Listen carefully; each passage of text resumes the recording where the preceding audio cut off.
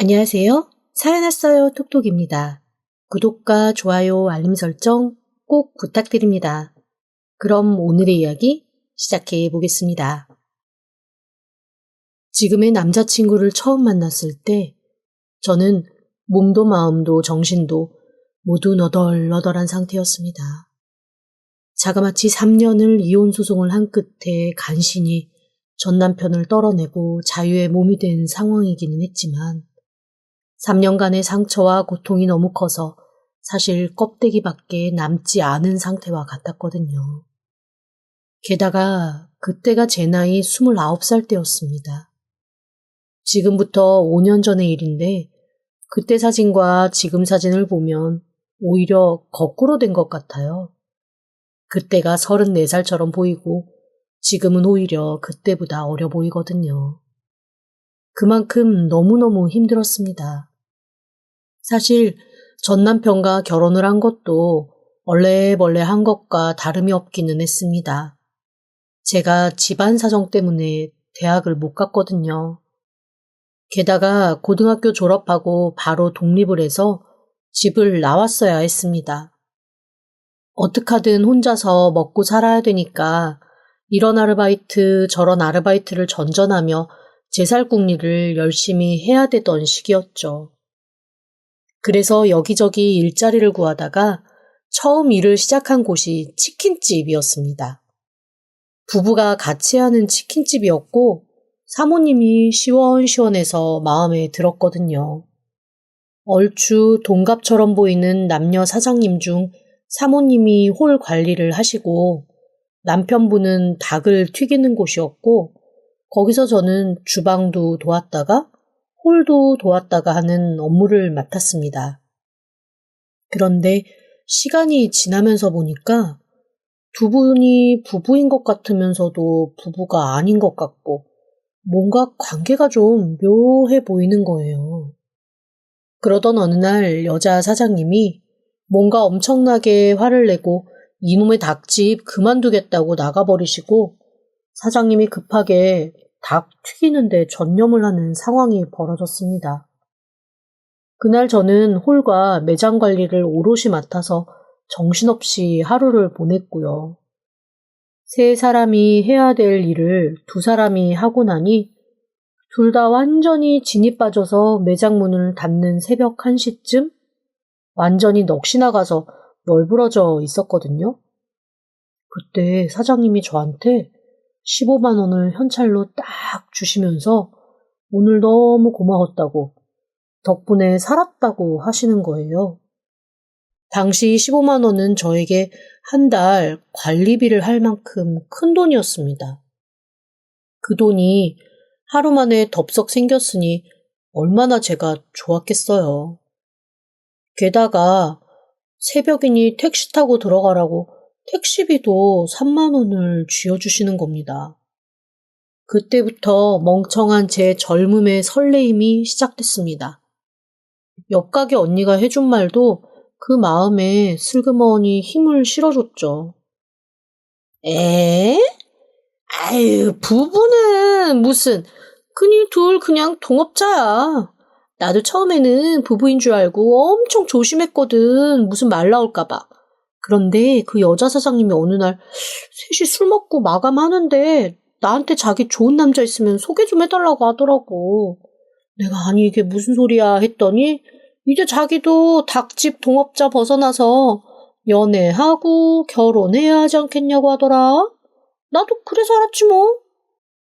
아, 저는 두 분이 너무 가까워서 부부인 줄 알았어요. 그러면 두 분 다 싱글이고 그냥 동업만 하시는 거예요? 그런가 봐. 나도 남의 사정 별로 신경 안 써서 잘 모르기는 하는데 둘이 언뜻 보면 부부 같기도 하고 그러긴 해. 너무 다정하고, 그지?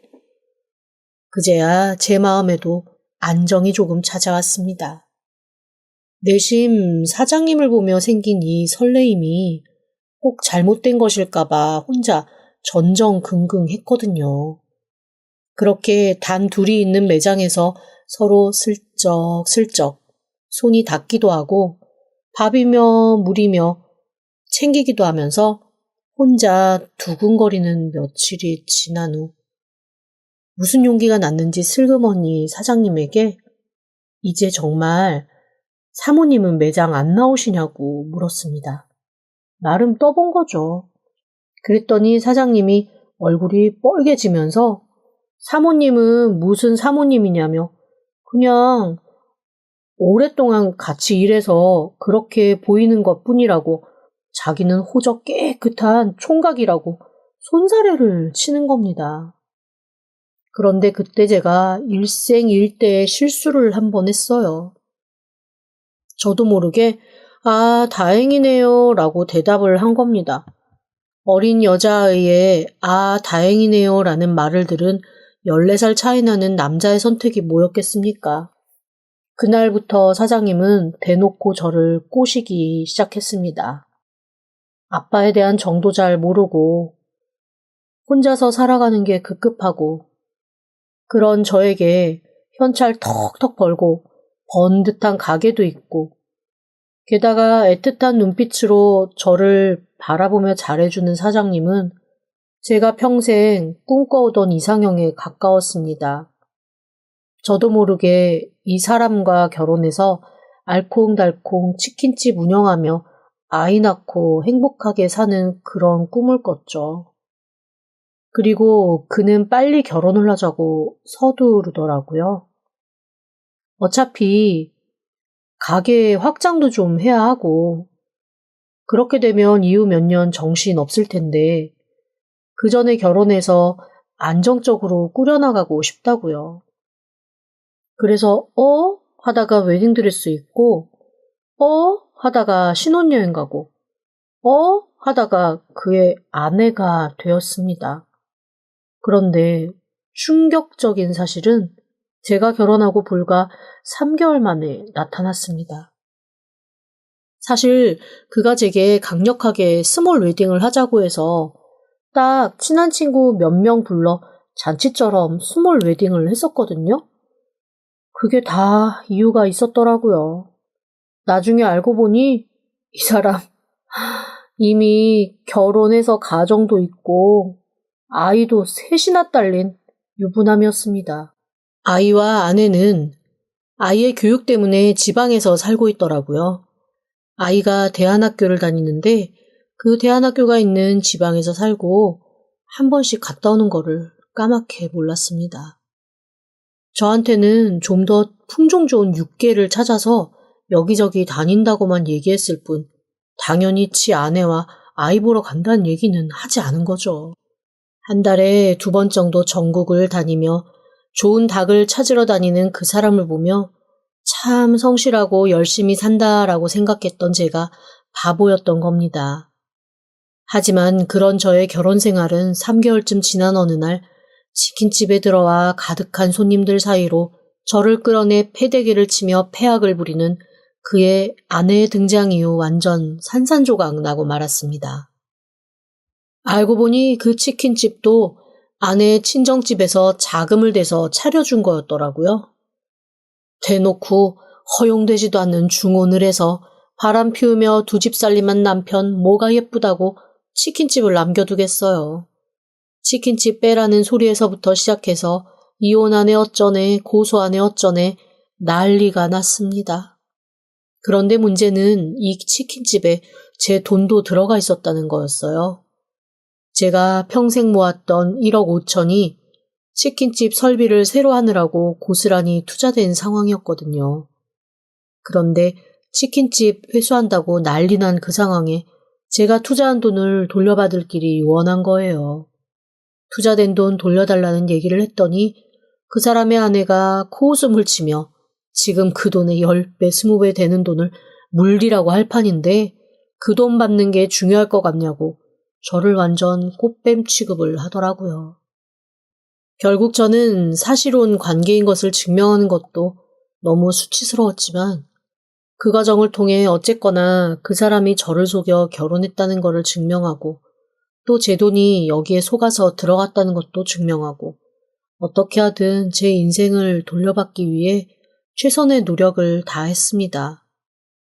나중에 알고 보니 제가 사모님이라고 착각했던 전에 일하던 그 사람도 이 사장의 내연녀가 맞았더라고요. 자기도 내연녀였으면서 사장님이 또 다른 여자를 만나는 걸 알고 치킨집에 투자했던 돈 빼서 나가게 해주지 않으면 마눌한테 다 이르겠다고 협박해서 돈 받아 나간 거고, 그 돈을 메꾸는 대타로 제가 선택된 거나 다름이 없었습니다. 그 사람의 진짜 처는 그 전에 여자가 있었던 것도 알고 있었는데 제가 그 여자인 줄 알고 와서 일단 머리채를 잡았던 거더라고요. 즉, 긴 시간 자기 남편 옆에 있다가 결국 중혼을 한 천하의 파렴치범으로 저를 오해한 거죠. 모든 사실이 밝혀진 후 그분이 저한테 한숨 푹 쉬면서 이렇게 말씀하셨습니다. 사람 보는 눈 거지 같은 건 당신이나 나나 별다를 거 없어서 내가 뭐라 말은 못하겠고, 어쨌건 저 인간이 2명 3명 후리고 다녔을 줄은 나도 몰랐어요. 일단 당신도 어찌 보면 피해자인데 험하게 대해 미안해요. 앞으로는 정신 차리고 제대로 된 남자 만나요. 위로의 모양새를 한 말이었지만 전혀 위로는 되지 않았습니다. 그 모든 일이 마무리되는데 3년이나 걸렸거든요. 그리고 그 3년 동안 저는 진짜 영혼이 모두 너덜너덜해졌어요. 제가 투자했던 돈의 절반밖에 돌려받지 못했을 뿐더러 치킨집 주변에 다 소문이 나서 더 이상 그 동네에 발붙이고 살 수도 없는 상황이 왔습니다. 제 지인이라고는 제 결혼식에 참석했던 사람들이 전부였는데 그 사람들 역시 제 결혼의 전말을 알고는 1차로는 그 사람을 욕했지만 2차로는 저의 멍청함을 탓하더라고요. 어디에도 기댈 곳 없고 변명을 해도 통하지 않는 그 상황 속에서 저는 점점 더 힘들어지고 마음이 무너져 내렸습니다. 이렇게 살아서 뭐하나 싶은 생각에 아무것도 하지 않고 산과 바다를 떠돌기만 하던 날도 잦아졌어요. 그러다가 지인의 추천으로 지리산 둘레길을 걷기로 했죠. 지인이 그러더라고요. 제주 올레길은 시끄럽고 젊은 사람들이 많이 걸어서 오히려 나는 집중하기가 좀 힘들더라. 차라리 지리산 둘레길을 한번 걸어. 산자락을 천천히 걷다 보면 조금 마음이 나아지기도 할 거야. 사실은 그 말 때문에 지리산을 고른 건 아니었습니다. 3년의 시간 동안 공황장애가 생겨 비행기를 타는 것도 힘들었고, 풍광 좋고 멋진 것보다는 그저 사람이 없는 곳, 어디든 나 홀로 좀 생각을 정리할 수 있는 곳이 너무 절실하게 필요했거든요. 그렇게 저는 소송이 끝난 그 다음날 바로 짐을 챙겨 지리산으로 떠났습니다. 그리고 천천히 둘레길을 걷기 시작했어요. 사실 잘 곳도 제대로 마련해 놓지 않고 걷다가 한 코스가 끝나면 그 즉시 주변을 알아봐서 몸을 누이고 또 그 즉시 알아보고 몸을 누이고 하는 그런 시간들이 계속되었습니다. 그리고 그렇게 4일쯤 걷다 보니 저랑 비슷한 코스를 걷는 사람을 중간에서 계속 마주치게 되더라고요. 그중 유난히 눈에 띈 한 남자가 있었습니다. 눈이 부리부리하고 콧대가 높은 남자여서 처음에는 사실 외국인인가 싶었어요. 그런데 몹시 친근한 사투리를 구사하며 저한테 말을 걸기도 하고 또 하루는 사투리라고는 조금도 섞이지 않은 정중한 서울말로 저한테 말을 걸고 그렇게 일주일 넘게 걷는 동안 4번 정도 마주쳤는데 그 4번이 모두 다 다른 모습인 것처럼 느껴질 정도로 변화무쌍한 사람이었습니다. 저는 화장도 잘 못하고 꾸미는 건 더더욱 잘 못하는 사람이어서 그렇게 변화무쌍한 것 자체가 너무 신기하더라고요. 그래도 여러 번 마주치다 보니 서로 마음이 좀 통하는 것도 생기고 대화도 잘 되고 해서 저희는 산을 다녀와서도 계속 연락을 유지하게 되었습니다. 그렇게 1년 정도 연락을 주고받다가 자연스럽게 사귀게 되었고요. 그 사람과 저는 한 가지 공통점이 있었습니다. 바로 돌싱이라는 거였죠. 저 역시 상처가 커서 다른 사람을 만날 생각도 하지 않았지만 그 사람은 그게 더 정확하더라고요. 특히 딸이 있어서 그 딸을 위해서는 당분간 남자보다는 아빠로 살고 싶다는 마음을 보였습니다. 그런데 그것도 저한테는 그다지 나쁘게 다가오지 않았어요. 무언가 책임을 지려고 하는 사람치고 나쁜 사람 없을 거라는 생각 때문이었습니다. 아이는 전처가 키우고 있고 2주에 한 번 아이와 밖에서 만난다고 하더라고요. 저한테 딸아이가 뭘 좋아할지, 여자아이들은 어떤 것을 원하는지 가끔 조언을 구하기도 해서 제 나름대로 딸아이가 좋아할 만한 것들을 챙겨 보내기도 하며 마음을 썼습니다. 남자친구도 많이 고마워했고 딸아이가 행복했다며 귀여운 손편지 같은 것을 갖다 주기도 했어요. 사실 주변에서는 이런 저한테 괜시리 선 넘어서 전처 기분 상하게 하지 말아라. 그냥 애는 아빠가 챙기면 되지. 뭐하러 너까지 나서냐 같은 말을 하는 사람도 있었습니다. 그런데 제 마음은 그게 안 되더라고요. 아마 어렸을 때의 기억 때문이 아닐까 싶습니다. 제가 집안 사정상 대학을 못 가고 고등학교 졸업 후 바로 집을 나와야 했다고 했잖아요. 바로 저희 새어머니 때문이었어요. 사실 제 주변에도 좋은 새어머니 많으시거든요. 오히려 생모보다 훨씬 더 헌신적으로 아이들에게 잘 해주는 분들 많았습니다.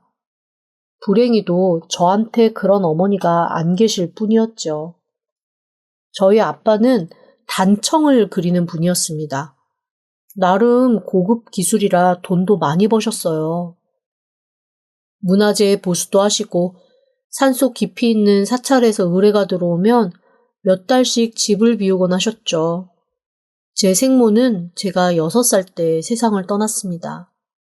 어려서 잘 기억은 나지 않지만 지금 생각에는 산후 우울증을 극심히 겪다가 결국 수년간 그 우울증을 이기지 못해 스스로 세상을 저버린 것이 아닐까 싶어요. 그 누구도 이후에 엄마가 어떻게 세상을 떠났는지 말해주는 사람이 없었거든요. 나중에 제가 중학교 때 고모가 술에 살짝 취한 채 저수지에서 건졌다는 둥, 신발은 또 벗어났다는 둥, 횡설수설 말실수를 하시는 바람에 아, 평범하게 돌아가신 건 아니구나 하고 짐작을 할 뿐이었습니다. 무뚝뚝하던 아빠는 그렇게 엄마를 잃고 나서 더욱더 밖으로 돌기 시작하셨습니다. 원래 단청사라는 직업이 한번 집 밖을 나가면 오랜 시간 밖에 머물러야 되는 직업이기도 했지만 뭐랄까 아빠를 집으로 데리고 오는 구심점이 사라진 느낌이었어요. 결국 저는 고모와 할머니 손에 전전긍긍하며 어린 시절을 보냈습니다. 그러다 10살 때 아빠가 이제부터 이 사람이 네 엄마야 라는 말과 함께 새 어머니를 데리고 오셨습니다.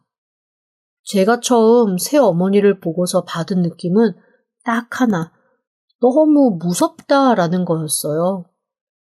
하얗게 칠한 얼굴, 그 다음에 어디서부터 어디까지인지가 아이라인인지 알 수 없게 정말 새카맣게 아이라인을 칠하고 입술은 또 얼마나 빨간지. 그리고 저를 보며 아이고 귀엽네. 그런데 참 말 안 듣게 생겼다 라는 말을 하는 그분을 대체 어떻게 엄마라고 받아들여야 될지 모르겠더라고요. 게다가 여기저기 떠돌며 눈칫밥 먹고 자라서 그런지 남들보다 조숙했던 저는 사춘기도 일찍 왔거든요. 새엄마가 들어온 지 1년 만에 찾아온 사춘기로 저는 정말 지옥 같은 모녀 관계를 경험했습니다. 새엄마는 지금 생각해보면 약간 신병 같은 게 들린 사람이었던 것 같아요. 혼자 천장을 보며 무서운 얼굴로 중얼중얼 하는 날도 있었고 저한테서 이상한 냄새가 난다며 저를 몇 시간이고 빨가벗겨 마구 씻긴 적도 있었습니다. 그러다가 또 아버지나 할머니, 고모가 집에 오면 세상 유순하고 착한 사람인 것처럼 눈물바람을 하며 제가 언제고 자기를 엄마로 인정해 줄 때까지 자기는 묵묵히 노력하겠다며 저를 끌어안고는 했죠. 그러다가 보는 눈이 없어지면 저한테 가증스럽다며 저를 밀쳐놓곤 했습니다. 약간 미친 사람처럼 구는 새엄마 아래에서 제가 안정을 찾기는 어려웠어요.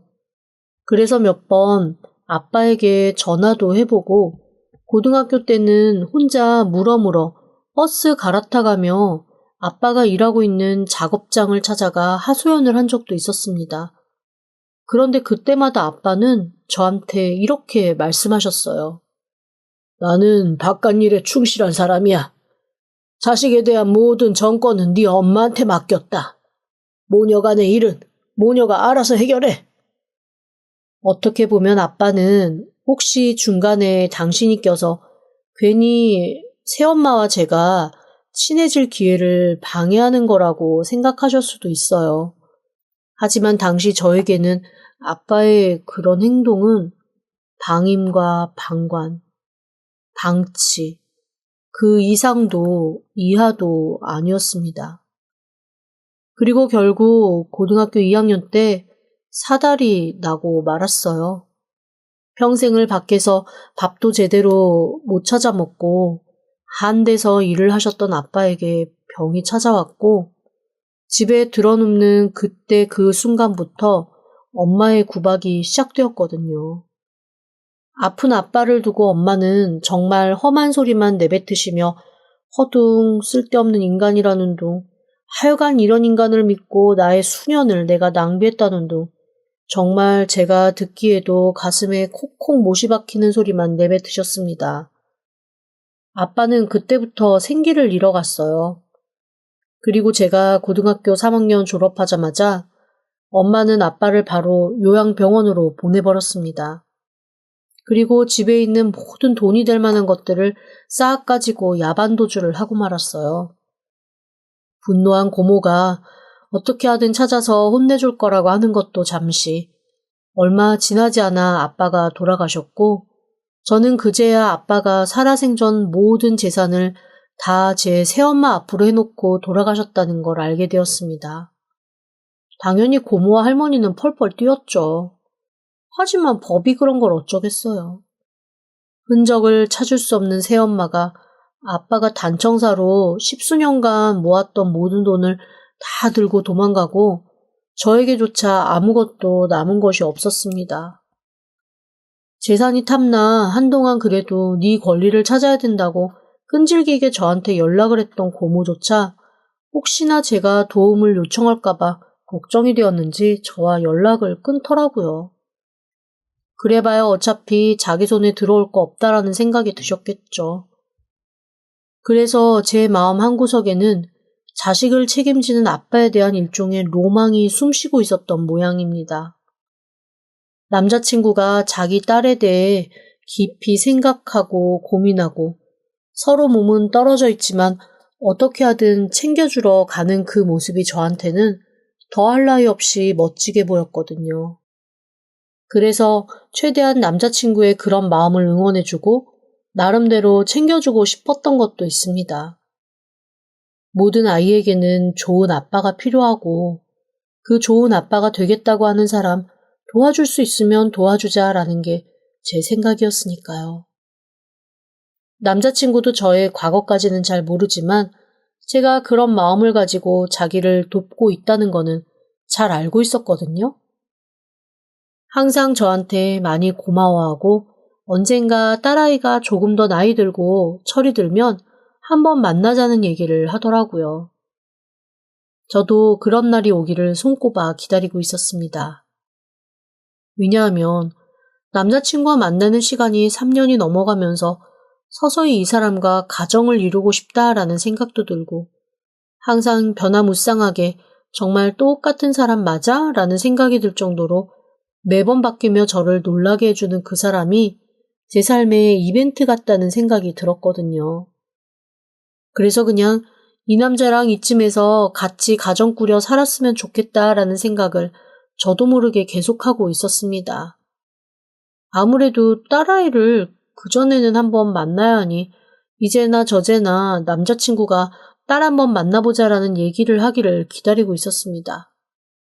그런데 제가 먼저 딸 한번 만나게 해달라는 말을 했음에도 불구하고 남자친구는 차일피일 딸한테 아직 얘기를 할 준비가 되지 않았다며 이래저래 미루더라고요.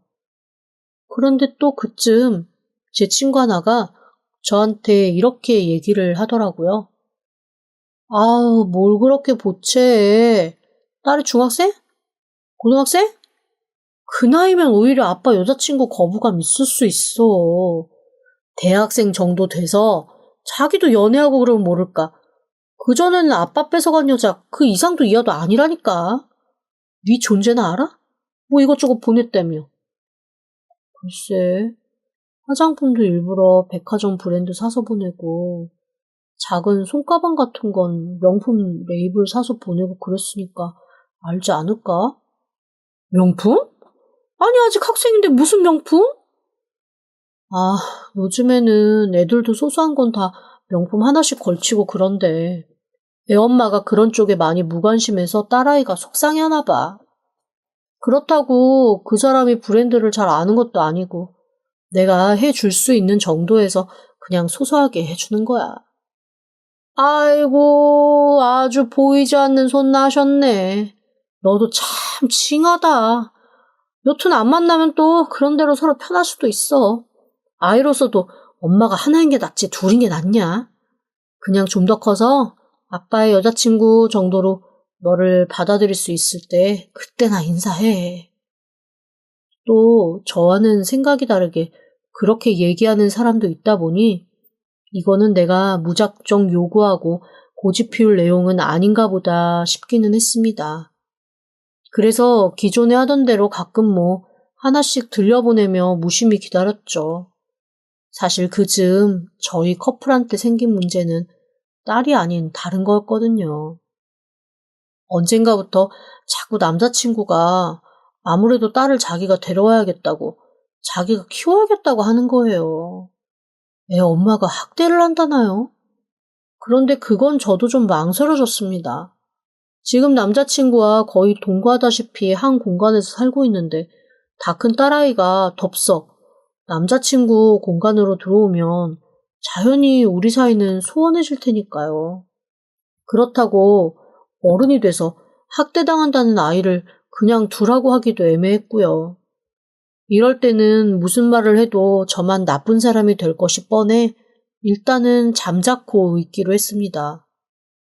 그랬더니 남자친구가 이렇게 제안을 하더라고요. 계속 데리고 살 건 아니고 당분간 한 몇 달만 내가 데리고 있어야 할 것 같아. 미안한데 그동안은 우리 연락을 좀 자제해야 할 것 같아. 내가 회사에서 한 번씩 연락할게. 아직 아이가 당신의 존재를 몰라. 뭔가 갑작스레 그의 인생에서 밀려난 것 같아 좀 기분은 좋지 않았지만 역시나 아이를 생각하는 아빠 마음이겠거니 싶어 알겠노라 했습니다. 그렇게 몇 달이 지났을 때의 일입니다. 회사에 있는 동안 그래도 한 번씩 전화를 하던 그 사람은 딸아이가 퇴근 후에 핸드폰을 가져가서 집착적으로 뒤진다는 핑계로 제 연락처도 지웠노라 말하더라고요. 전화도 회사 전화로만 하고 퇴근 후에는 문자조차 하지 못하게 했습니다. 이게 과연 연인 사이는 맞는 건가 싶어 혼란스럽던 어느 날 저는 꽤 충격적인 소식을 듣고 말았습니다. 뜬금없이 남자친구가 저에게 정말 다 죽어가는 목소리로 전화를 했습니다. 그리고 너무나 충격적이게도 이런 얘기를 하더라고요. 딸아이가 세상을 떠났어. 저는 너무 깜짝 놀라 순간 내가 지금 무슨 소리를 들은 건가 싶었습니다. 그게 무슨 소리야? 딸아이가 세상을 떠났다니? 갑자기? 사고야? 오늘 자기 엄마 보러 갔었거든? 나도 나중에 소식을 들어서 잘은 모르겠는데 사고가 난 것 같아. 저기 내가 당분간은 연락 못할 것 같아. 마음을 좀 추스려야 하고 사실은 내가 어떻게 뭘 해야 될지도 모르겠고 미안해. 나 지금 너무 횡설수설하지? 내가 나중에 연락해도 될까? 그렇게 해. 내가 뭐 도와줄 건 없고? 맞다. 사실, 아니다. 아니야. 왜? 무슨 일인데? 아니, 나 사실 대출 연장을 좀 했어야 했는데, 그거를 내가 잊고 못했네. 그 연장이 안 되면 일단은 갚아야 되거든? 저기, 미안한데, 내가 이 일만 조금 해결하고 얼른 바로 갚아줄 테니까, 혹시 한 1억 5천 정도만 나 좀 빌려줄 수 있겠어? 내일까지 즉시 상환을 해야 하는데 내가 너무 정신이 없어서 연장을 생각도 못했어. 진짜 미안해. 내가 장례 치르고 바로 다시 처리해줄게. 순간 이게 뭐지? 라는 생각은 들었습니다. 그런데 남자친구의 목소리가 너무 떨리고 있었고 그렇게 끔찍하게 아끼던 딸의 장례 앞에서 당장 대출 상환을 걱정해야 되는 그가 너무 안쓰럽기도 했습니다. 그래서 저한테 있는 돈과 제가 당장 카드 등등에서 돌려 막을 수 있는 돈, 그런 것들을 모두 꺼내 돈을 보내줬습니다. 그렇게 며칠이 또 지났습니다. 남자친구의 전화기는 여전히 꺼진 채였고 제 전화를 받지 않더라고요. 아이가 남자친구에게 어떤 의미였는지 알기 때문에 저도 더 이상 뭐라고 재촉하기도 조금 어려웠습니다.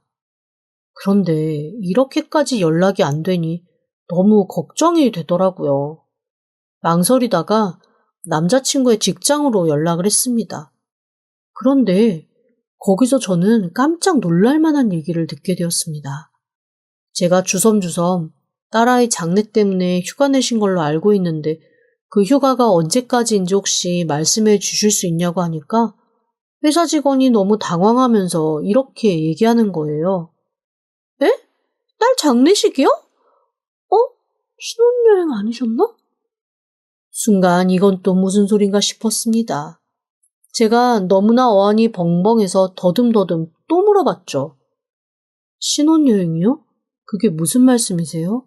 딸 장례식 아니고요? 제가 잘못 알고 있었나 봐요. 여튼 휴가는 내일까지시네요. 직원은 살짝 당황한 목소리로 전화를 끊었습니다. 마지막에 자기가 잘못 알았다고 사과도 하길래 또 그런가 보다 했죠. 하지만 찝찝함은 영 가시지 않았습니다. 그러다 문득 한 가지 사실이 떠올랐습니다. 남자친구가 전화번호를 2개 쓰고 있다는 거였어요. 한 전화기에 2개 번호 쓰는 투넘버인데 어쩌다가 알게 된 적이 있었거든요. 저 역시도 일 때문에 투넘버를 쓰고 있어서 제가 쓰는 투넘버로 남자친구 투넘버 번호를 눌러 전화를 걸었습니다. 그런데 이게 웬일입니까? 너무 해맑게 한 여자가 전화를 받으며 남자친구 대신 전화 받았다고 말하는 거 있죠?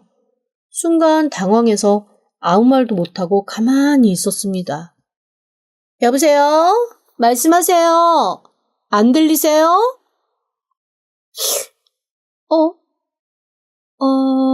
혹시 김나정 씨? 절 아세요? 이 여자 눈치만 없는 줄 알았더니 끈질기까지 하네. 저기요, 내가 안 그래도 저 인간이 딱 자르지를 않는 것 같아서 한번 내 손으로 끝은 내려고 했는데 우리 좀 봅시다. 누구신데요? 누구신데요? 저기요, 사실 지금까지 말하지 않은 게 있는데요. 제가 저 사람 딸이라고 당신이 알고 있는 사람이지. 뭐라고요? 그게 무슨 말이에요?